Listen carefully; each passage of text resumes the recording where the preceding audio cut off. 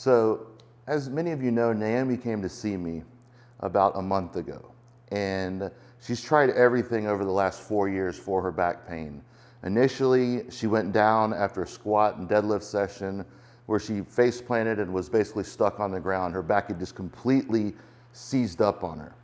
So she went to the ER and they basically said, there's nothing we can do for you. They did some scans, I believe, not really, like an x-ray or something. They basically said, your back's fine, you know. And she's like, well, I don't think it is. So after she got out of the hospital, she pursued the typical medical procedures and the escalation process. They do the same thing in the UK where she lives as they do in the USA.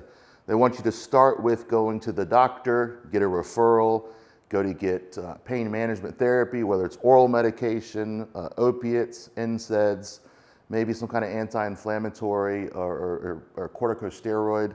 And then they do the corticosteroid shots and different types of shots as they escalate the process after, of course, doing your due diligence with physical therapy. After doing your due diligence with physical therapy, they want to progress you to getting shots, doing the medication and everything, then eventually surgery.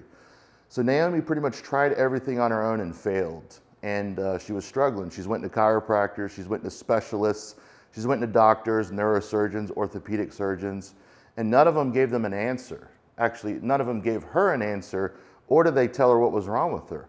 Well, once I got her scans and took a look at her MRs, and the report from the radiologist clearly says that she has a Schmorl's node, and that is it's a fracture in the vertebra, and it's when the intravertebral disc, the nucleus of the disc, goes up or down or goes into an adjacent vertebra.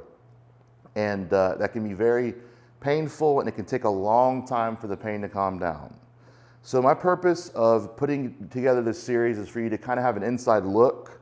Number one, with the top athlete in the world, very strong and very secure athlete, and her legendary powerlifting status over the last 12 years.